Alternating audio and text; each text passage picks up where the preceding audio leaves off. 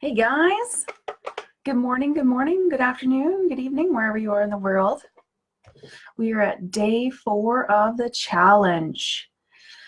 We're heading into the home stretch, it seems, and it seems to me like we've kind of just barely scratched the surface. Got some great interaction, some great posts today with today's exercise on the real enemy. And so the real enemy of what's going on here, have you noticed? It's really within ourselves. It's things that come up within ourselves when we're faced with a situation or a trigger word appears. It's what happens and the choices that we make after the triggers happen. So I've used this word trigger a couple of times now, so maybe I better explain what I really mean by that. So communication happens when we have two individuals, you and me.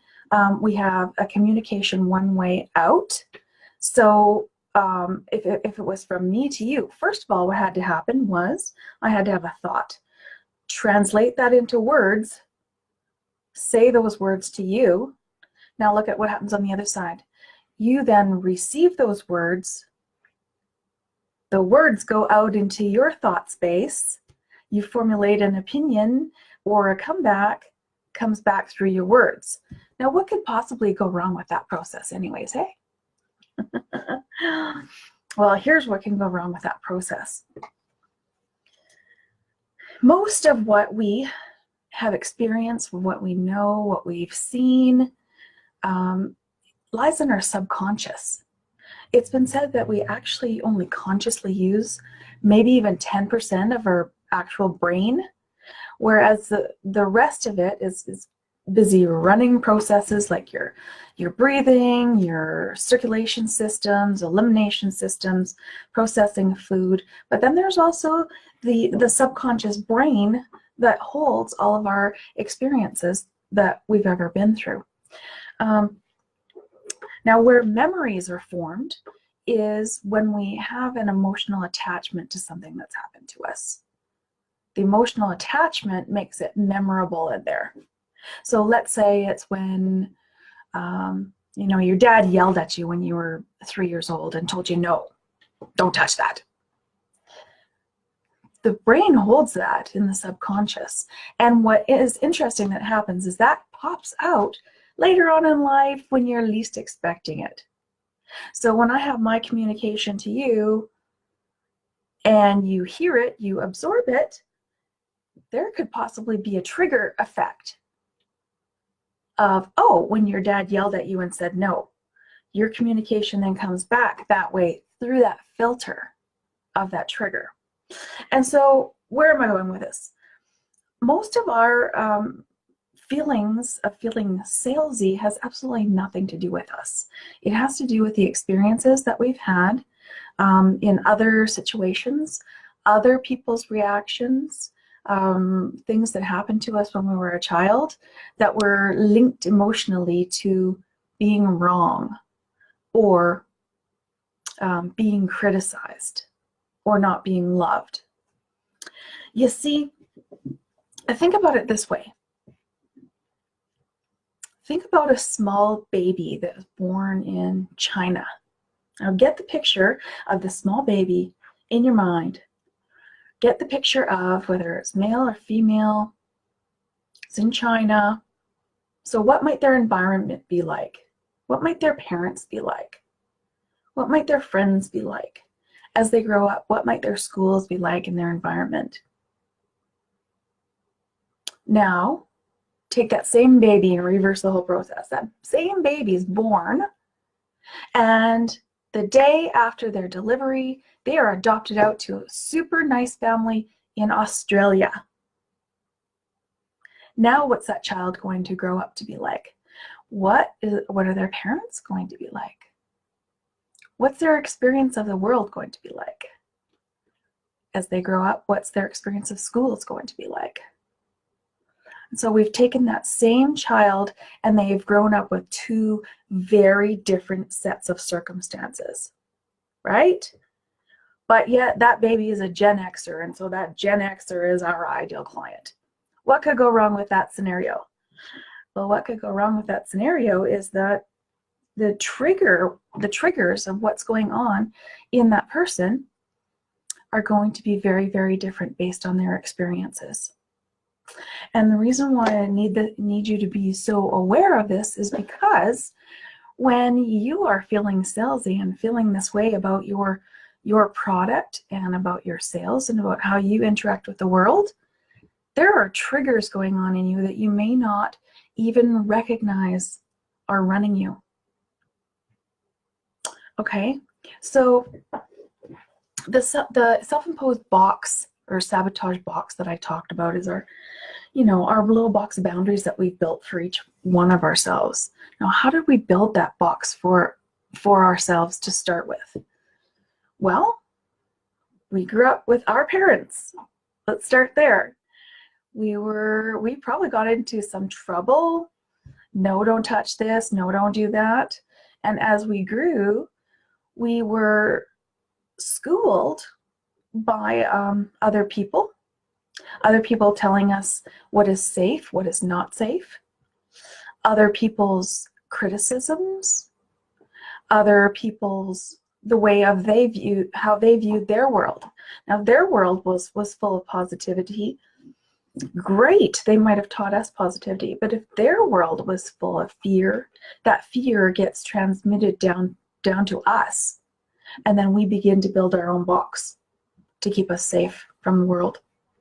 And then lo and behold, when we're older, 30, 40, 50, trying to build a business, we're literally trying to build a business from inside a self-imposed box. A box that got there to keep us feel safe. That same box is also keeping us from our desires and our dreams and the things that we really want. Now, I want you to understand this for you because there's a couple of things happening here. First of all, when we learn new applications and new techniques of how to do things, how to apply what I'm teaching you here. Tomorrow we're going to be doing some writing that's going to knock your socks off. What you need to be aware of is when you learn new techniques, sometimes that is like just putting extra gas on the accelerator in your car. It does no good to put more gas on the accelerator in your car when your handbrake is firmly applied.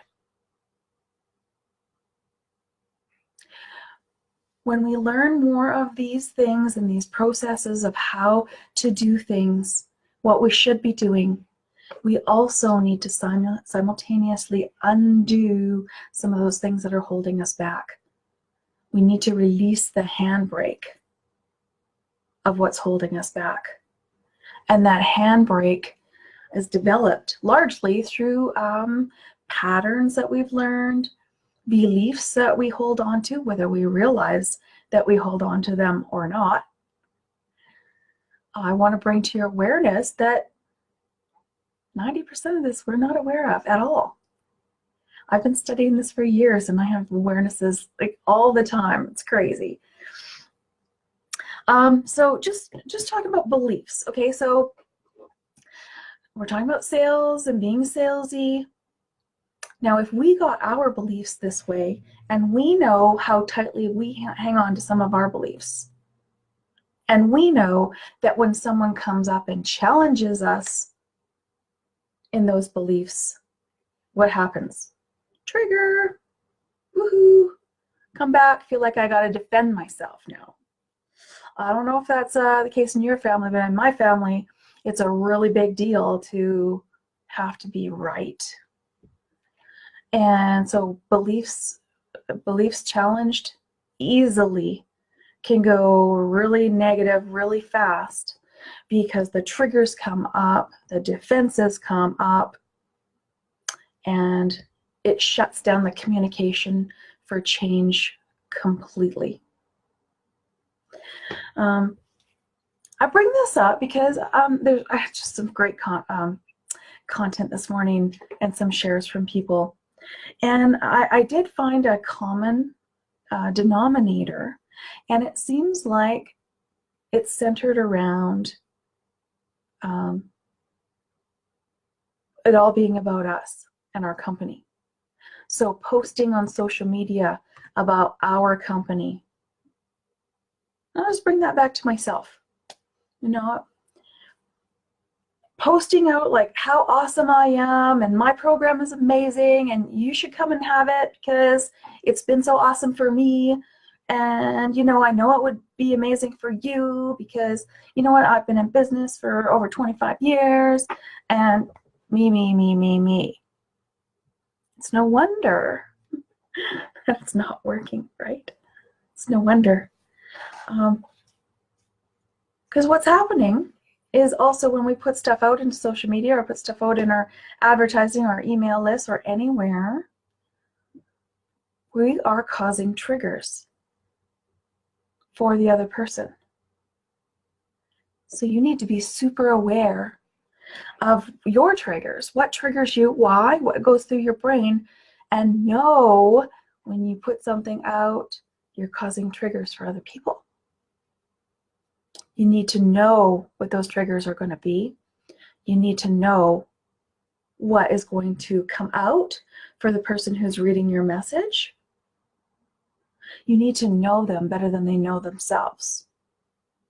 This is why in developing our ideal client profile, we want to go into what are the desires and underneath the desires. Why? Why do they want it so bad? We want to know their fears and go underneath that. Why? Why are they feeling that so badly? There might be some trauma in their past that's going to be triggered. We need to know about that. We need to come with ourselves with authenticity and know what's happening. So what I'm working on with my marketing is less and less and less of my company is so great, so awesome. You know, I've been in business for so long and I've got these many degrees. And yes, I did $2 million in just 1 year of business at blah, blah, blah, blah, me. I'm going to do less and less and less of that. It's more about what is happening for your client. You know, coming from their perspective and putting something out there where they're going to look at it and say, oh, yeah, that's me.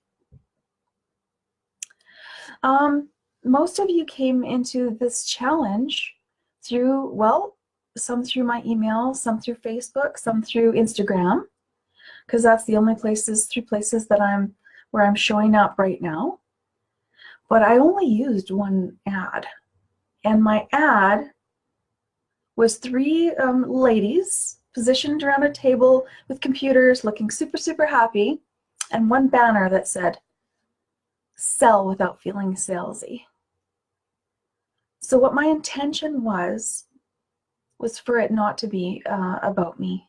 My intention was for someone to say, oh, yeah, I feel salesy. That's me. I need that. And I was super happy with the opt-in for this group. We sure could use a lot more interaction, but the folks who are interacting, you guys are doing a fantastic job, and thank you for doing the work. Keep it up. But this is where I think we need to go with advertising and with bringing our message to the world. There is enough of putting it out there. I just want to address one other thing here. There are some companies out there, like the rah-rah seminar companies. This is basically one of the things I was referring to with the predatory sales. There are some that get people in a room and they get them all riled up and they get them all into their emotional state, and then they sell them something huge. Who is that really about? Is it really about helping the person because they really need what you're being offered at the time? Or is it really more about the sales company just wanting to make money? See, now I think that you can make money. You can make a lot of money without being a predatory person. I mentioned Oprah a couple times. I just absolutely love her spirit, love her heart. And, you know, one of the richest women in the world, if not the richest woman in the world, but just all heart. I don't see any evidence of anything predatory going on. No, it comes down to values. Values and authenticity. And so I realize we're at time now, 15 minutes, and I just barely scratched the surface of this. But in my full program, we go into more of the psychology, digging into you, digging into your values, digging into who is your client and what is it that they want to hear? What will they respond to? And also, why are we having so much hard time with this? Why are we having a hard time putting ourselves out into the world? Or maybe we put too much of ourselves out into the world. Maybe we go too far detailed into our product too fast, and it's still just really about us instead of about the client. I'd like to dig more into this because it really affects everything that we do. You see, I learned a model not so long ago. I've done some study with Robert Kiyosaki personally, and Blair Singer. I do have a Blair Singer certification status from his training academy. I want to bring that knowledge to you too. But what they talk about is most people just want to have. We want to have the results. We want to have them now. But in order to have the results, we need to do something different. We need to do something different, different actions. Different actions produce different results. But how do we really produce different actions? It's by who we are to be. So if we are going to be stuck in our boxes, our self-imposed boxes that were created by our thoughts, our feelings, our environment, by what other people think, unless we break down who we are to be, we're never going to do and have. So for the purposes of this training, this is the be part.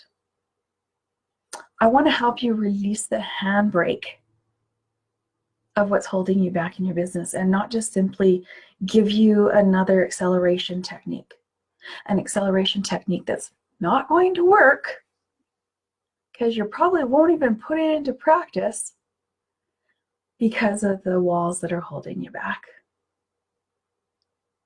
And so I'm super excited for tomorrow. Tomorrow we're going to take this all and put it together. The desires, the fears, your super niche, your superpowers,